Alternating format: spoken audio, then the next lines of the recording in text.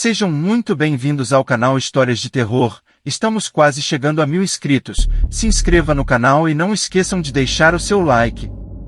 O mestre e seu aprendiz. Vivia, no norte do país, um homem muito instruído. O mestre conhecia todas as línguas sob o sol, além de todos os mistérios da criação. Tinha ele um grande livro, encadernado com pele de bezerro negro, com bordas e ferrolho de ferro, que permanecia sempre acorrentado a uma mesa presa ao pavimento. Para ler aquele livro, o mestre o abria com uma chave de ferro, e somente ele, e mais ninguém, acedia a obra, pois esta continha todos os segredos do mundo espiritual. O livro dizia quantos anjos havia no céu, como eles marchavam em suas fileiras, como entoavam as suas canções, quais eram os seus múltiplos mistérios e qual era o nome de cada poderoso anjo. E falava, também, dos demônios, dizendo quantos deles havia, e quais eram seus vários poderes, seus afazeres, seus nomes, como poderiam ser invocados, como era possível impor-lhes tarefas e como os demônios poderiam ser acorrentados para servirem de escravos aos seres humanos. O grande mestre tinha um aprendiz, um jovem simplório, que lhe servia de ajudante. Ao rapaz era proibido consultar o livro preto e mesmo penetrar no privado ambiente onde a obra ficava. Certo dia, tendo o mestre viajado, o rapaz, cheio de curiosidade, correu à câmara onde o sábio guardava seus maravilhosos instrumentos para transformar cobre em ouro e chumbo em prata, onde estava o espelho no qual o erudito podia ver tudo o que se passava no mundo, e o sítio onde ficava a concha marinha que, quando encostada ao ouvido, sussurrava todas as palavras ditas por quem o mestre desejasse escutar. O rapaz tentou, em vão, transformar cobre e chumbo em ouro e prata nos cadinhos, por conta da nuvem de fumaça que pairava sobre o espelho, turvando-lhe a visão. O aprendiz consultou, insistente e inutilmente, aquela lâmina extraordinária, e a concha, quando o jovem a levou ao ouvido, produziu apenas murmúrios indistintos, como o marulho de mares distantes em uma praia desconhecida. Nada posso fazer, disse ele, porque desconheço as palavras mágicas que devem ser pronunciadas. Elas, contudo, estão enclausuradas naquele livro negro. Olhou em volta e, vejam só! Notou que o livro estava destravado. O mestre tinha esquecido de trancá-lo antes de sair. O jovem correu até o livro e o abriu. O volume estava escrito com tinta vermelha e preta, e grande parte do que o pupilo via lhe escapava ao entendimento. Então, colocou o dedo em uma linha e leu, em voz alta, algumas palavras. Imediatamente, a sala mergulhou na escuridão. A casa tremeu. Um ribombar de trovão ressoou pelo corredor e pela velha sala e, diante do pupilo, surgiu uma forma horrível, hedionda, que cuspia fogo, e cujos olhos brilhavam como lamparinas em chamas. Era o demônio Beelzebu, a quem ele havia invocado para servi-lo. Ordene-me uma tarefa, disse o demônio, cuja voz soava como o rugido de uma fornalha de ferro. O aprendiz estremeceu e os seus cabelos puseram-se em pé. Ordene-me uma tarefa, disse o demônio, ou eu vou estrangulá-lo. Mas o rapaz não conseguia falar. Então o espírito maligno aproximou-se e, estendendo as mãos, tocou-lhe na garganta. As garras demoníacas queimaram-lhe a carne. Ordene-me uma tarefa. Ponha água nas flores, gritou, desesperado, o rapaz, apontando para um gerânio que estava em um vaso, no chão. Instantaneamente, o espírito maligno deixou a sala, retornado com um barril apoiado nas costas. Tendo derramado o conteúdo sobre a flor, foi e voltou diversas vezes, entornado mais e mais água, até que o chão da sala subiu à altura dos tornozelos do aprendiz. Chega, chega! Gritou, ofegante, o rapaz.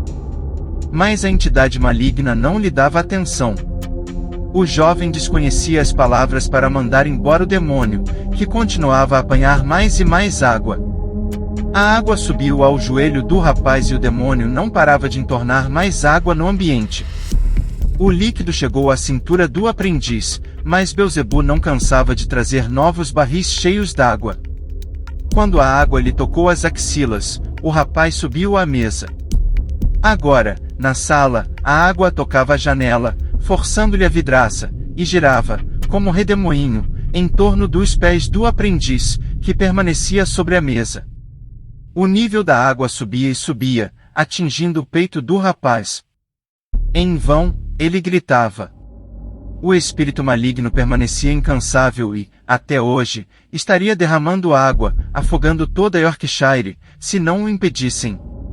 Mas o mestre, enquanto viajava, lembrou-se de que não havia trancado o livro, assim advertido, retornou à casa, e, quando a água já ascendia ao queixo do aluno, correu para o quarto e disse as palavras que lançaram Beelzebub de volta ao inferno ígneo. O fantasma gigante. O fantasma de Benton, Indiana, está atraindo muita atenção.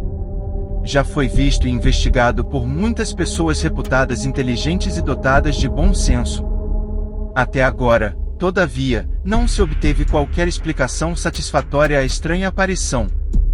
Um fazendeiro, chamado John W. French, e sua esposa foram os primeiros a vê-la.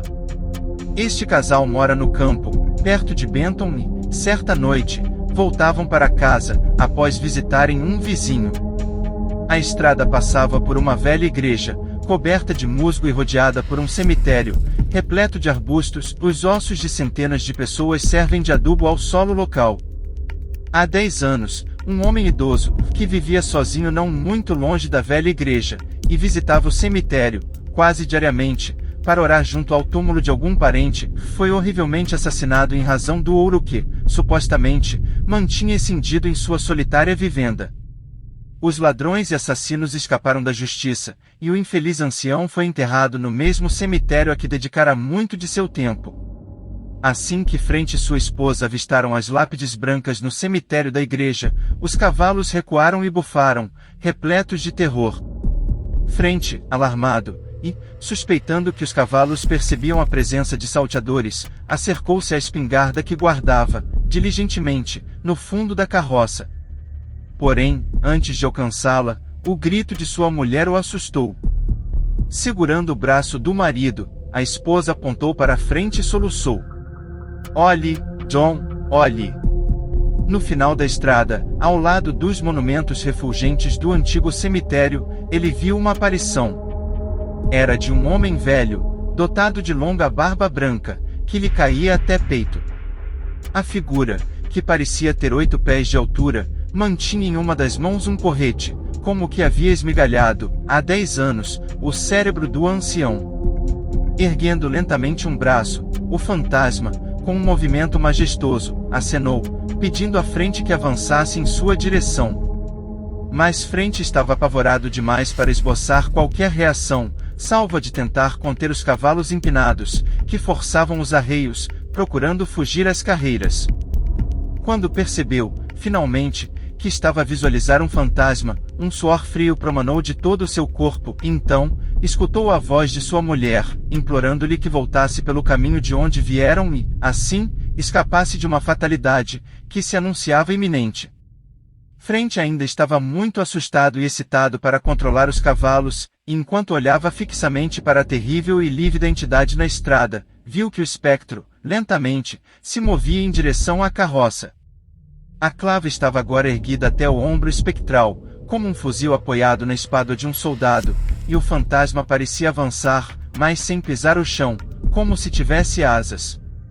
Então, o fazendeiro recuperou suas faculdades, e girando a rédea, chicoteou os cavalos, obrigando-os a uma disparada. Então, rumou à casa do amigo que acabará de visitar. Quando chegaram lá, em razão do susto que haviam levado, Frente e esposa estavam quase desmaiados. Foi Milton a próxima pessoa a contemplar a assombração, após o citado episódio. Tinha ele a reputação de ser não apenas um homem inteligente, mas, também, destemido. Sua experiência foi muito semelhante à dos Frente e gerou várias investigações, engendradas pelos cidadãos locais. Em cada caso, eles se convenceram da presença real do fantasma, pois não foram capazes de descobrir qualquer explicação satisfatória àqueles incidentes.